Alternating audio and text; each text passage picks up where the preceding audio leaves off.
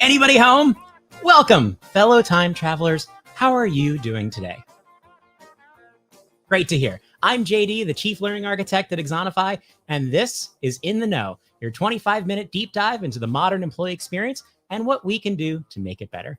Today, we're jumping into the DeLorean and accelerating to 88 miles per hour or 142 kilometers per hour to explore the future of workplace learning. Is AI going to be our new teacher? Will we be working in the metaverse? Are we still going to be talking about skills gaps in 5, 10, 15 years from now?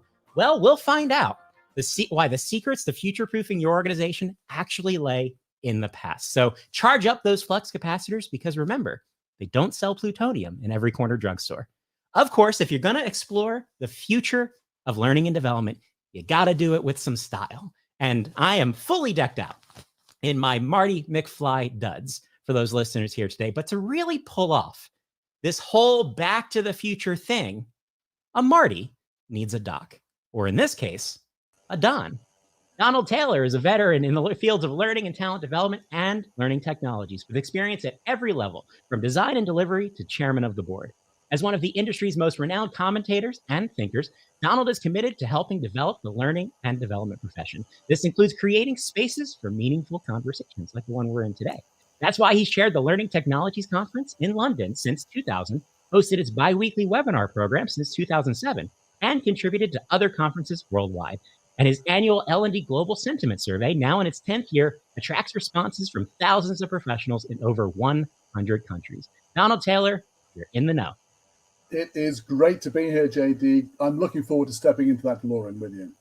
Oh, we're going. But first, I have to ask, as I mentioned, your annual sentiment survey has been running for over 10 years now. So what stands out to you when you look back over a decade's worth of responses to the question, what's hot in L&D this year from professionals from all over the world? Two things stand out and one rider. The two things that stand out are we are capricious, we are flighty in learning and development. We have great enthusiasms, and sometimes we get it right, and sometimes it's just the latest shiny thing which comes past us and we get excited about it. We get it right with mobile. When I started the survey 10 years ago, mobile was number one. Now it's number 15 on the list, and that's right. It's gone from being something hot to being absolutely standard, business as usual. Sometimes we switch our attention because that thing was a bit too difficult to actually do. Curation's a classic example. But the key thing for me is I also ask people, what's your biggest challenge? The biggest challenge, strangely, doesn't vary much internationally. Everyone has pretty much the same issues in L&D wherever they are in the world. Understandable. So we could talk a lot more about the results of the survey. We could dig in to the numbers and look at the charts, or we could just give the past a visit. So I pulled out my very own flux capacitor for such a special occasion as today. And if my calculations are correct, when I flip the switch, we're going to be traveling into the not so distant past of workplace learning. So for everyone watching out there, I know you may not have your very own flux capacitor, so I've calibrated mine to amplify the signal across the space-time continuum. So if you want to travel alongside Donald Taylor and I on today's journey, just wave your arms in the air like this.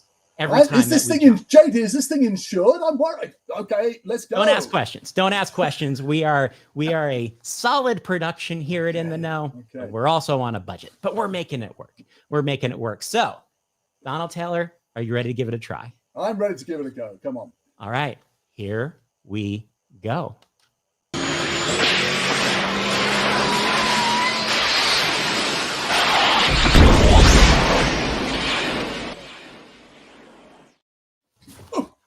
All right.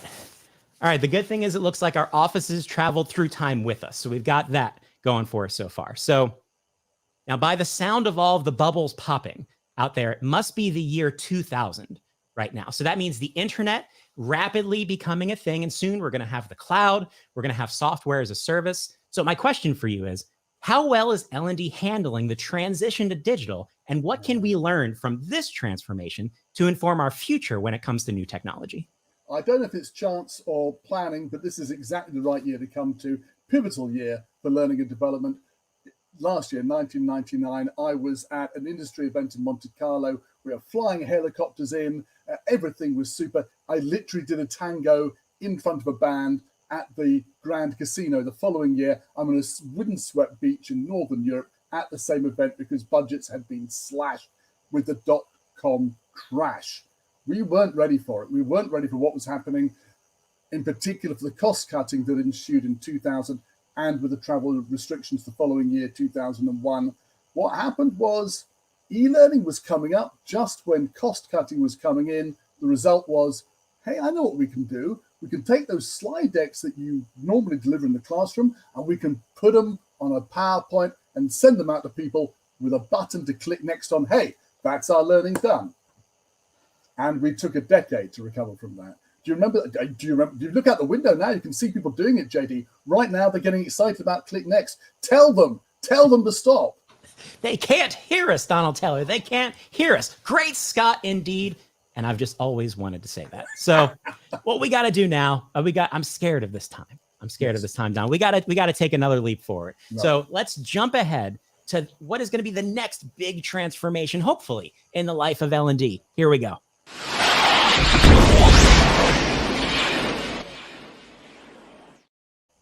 All right. Okay. All right. Looks like we're in 2007 now. So we jumped 7 years ahead because Steve Jobs just announced the iPhone. So millions of people soon are going to be walking around with these incredibly powerful computers in their pockets. So how is L&D taking advantage of the growing ubiquity of mobile devices? And what can this teach us moving forward? It's a crucial lesson in learning development and how the professional reacts to technology. And I'm afraid the lesson isn't a good one.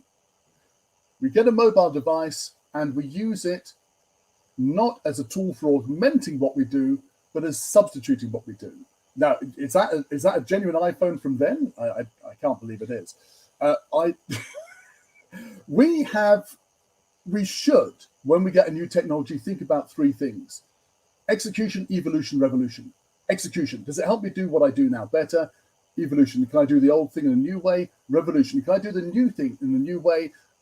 We tend to get stuck on execution. I'll use the mobile device to deliver content to people. There's so much more we can do with it, in particular, community building, sharing ideas, and getting tacit knowledge from people. Mobile device is great for all that, but I'm afraid we got stuck in the old business of simply delivering content through a new mechanism. And surely it's not going to take 15 years for us to figure this one out, right? All right. Let's make like a tree and get back to our own time. So let's activate the old flux capacitor again. Here we go. Let's get back.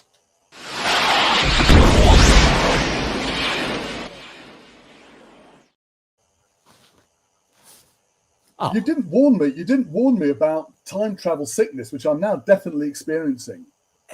Again, we're on a budget, Donald Taylor, but I've got a problem now because it looks like my density brought us to 2024 instead of 2023. So I got to know what happened to L&D over the course of the last year. I mean, were we able to overcome the nonstop disruption coming out of the pandemic? And are we focused on the right things for this version of the workplace in 2024?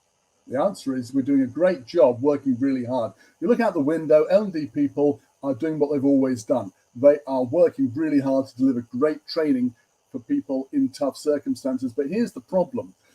During the pandemic, during lockdowns, L&D were focused on getting the job done. Meanwhile, the rest of the world was moving on, in particular developing large language models, really exploiting AI. We come back to the world of 2024. It looks like we're in a new world. We are in a new world because there's 4 years of development of all these complex tools, and we are not ready to catch up with it yet. We're playing catch up because we're still trying to deliver. That's a real issue. And actually, all of the research is pointing to the fact that L&D is not now equipped to deal with this new world. We're equipped to deliver training, but that ain't where the world is anymore. The rest of the world has moved on. So it's almost a situation where we missed by a year, but it feels like a lot bigger of a leap when it comes to some of the innovations that are happening around technology and then how the workplace is going to react to it in such a short period of time. Absolutely. As it were. All right. Absolutely. All right. I think I figured this thing out finally. Okay. So let's head back to 2023. Here we go. Okay.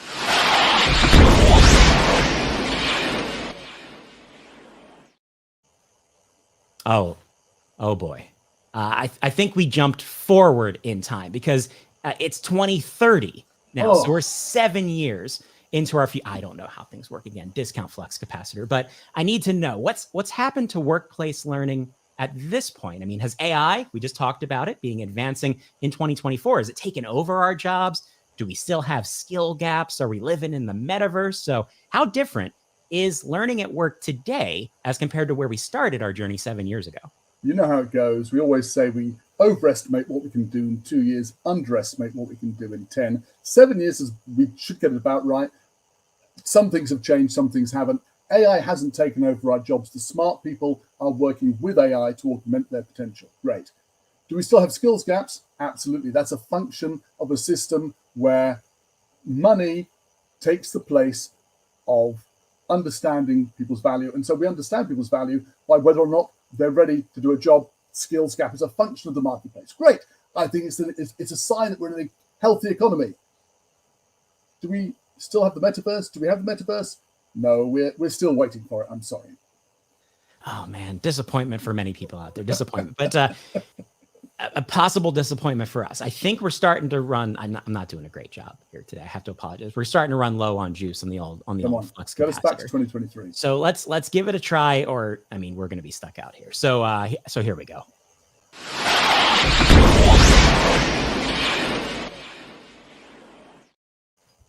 All right. Did we make it? Are we? Let me check. Let me check the phone. Check the old phone. All right. Looks like I have a 37G internet connection. So it looks like we're near 2050. We're in 2050 now, and by my calculations, we're still debating remote work.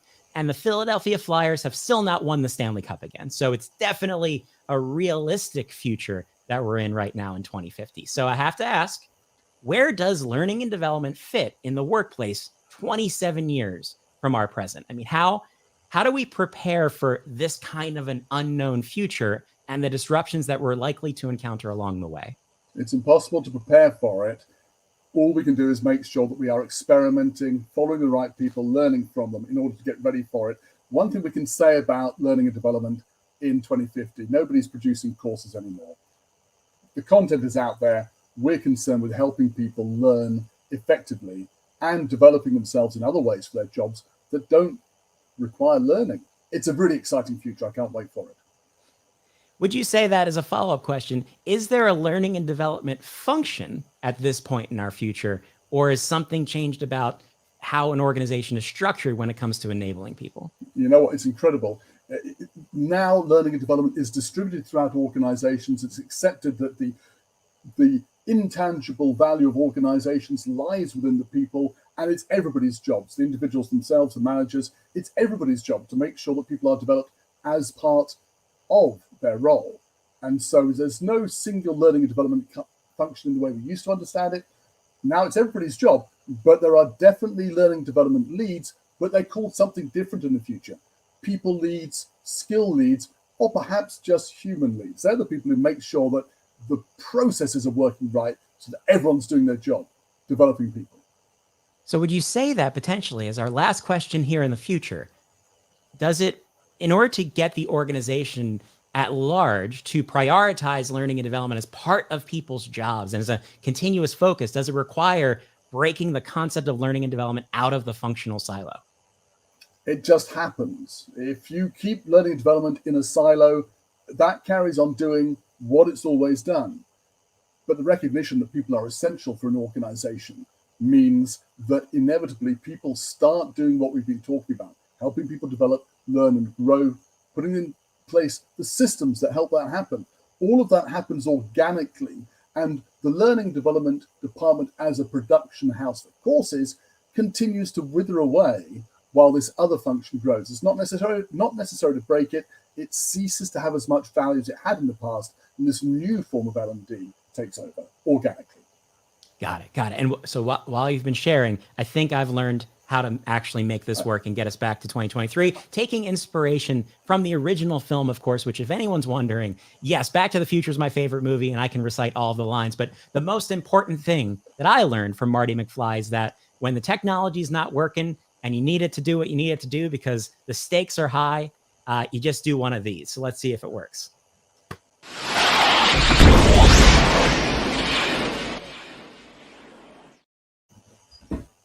All right.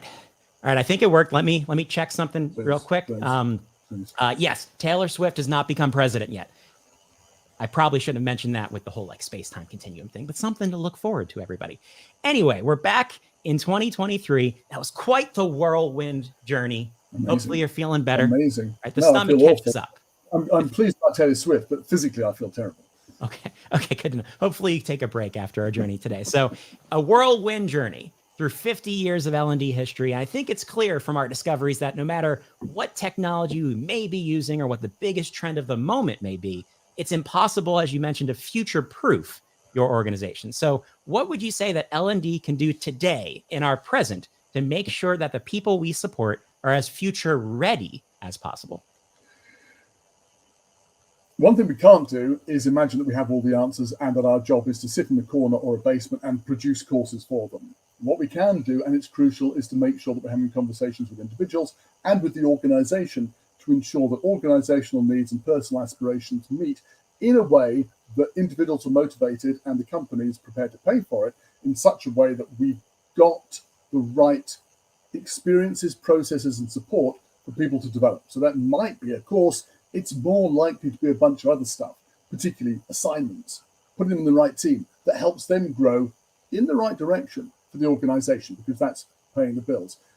You can't be future-proof. You can get yourself future ready by having the processes in place to ensure you're always getting rapid feedback from the organization, to ensure what you're developing, how you're developing people for the next 3 months, the next 3 years. Yeah, one of the challenges I think we underappreciate as learning and development professionals is the challenge of legacy.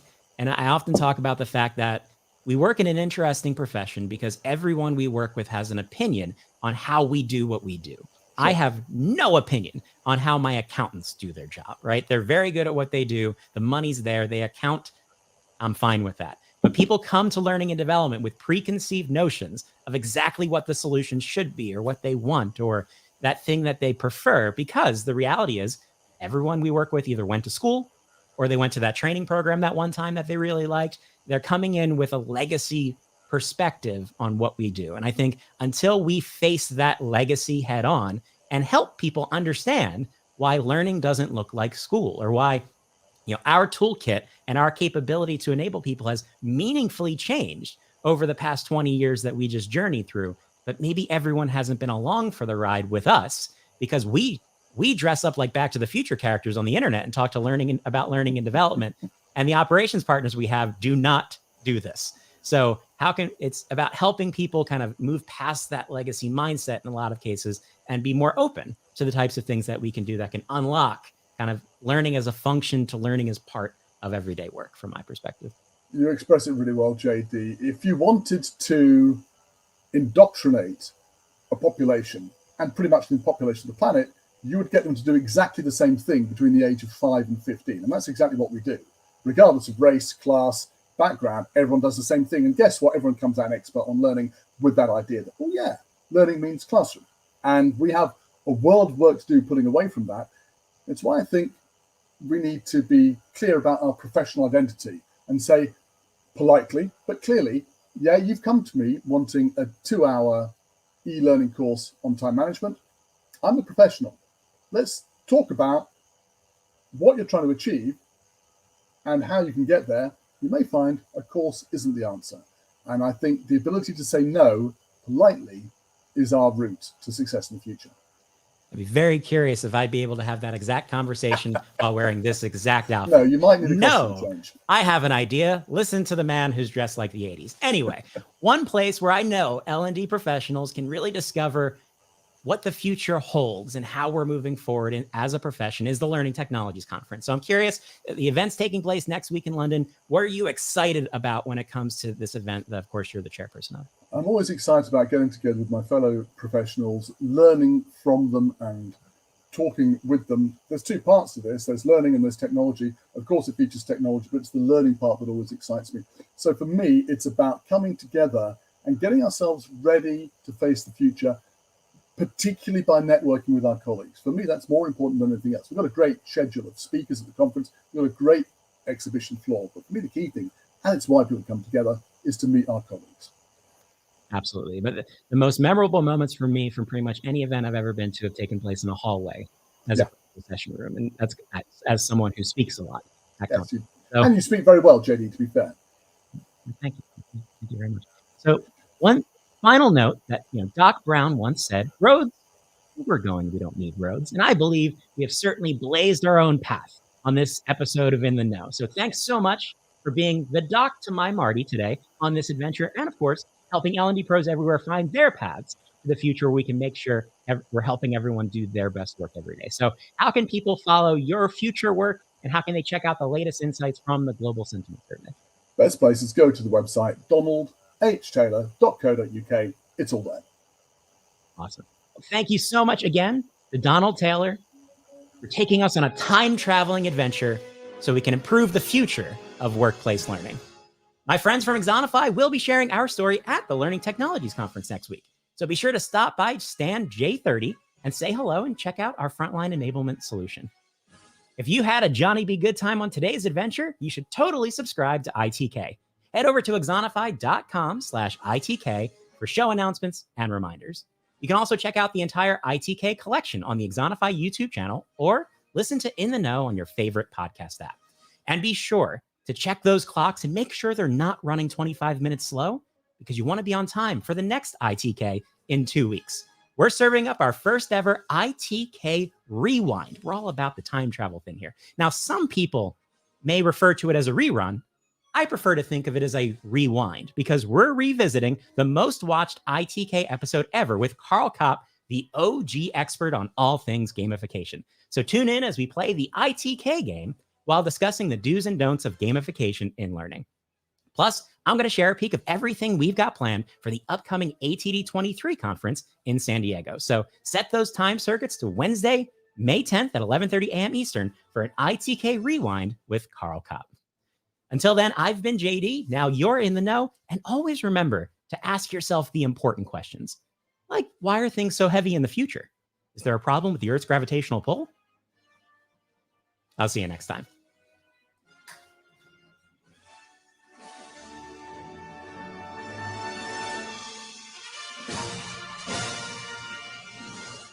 In the Know is produced by Sam True. Visual design by Mark Anderson. Additional production support by Risha McCutcheon, Andrea Miller, Malia Bernard, and Megan Kay.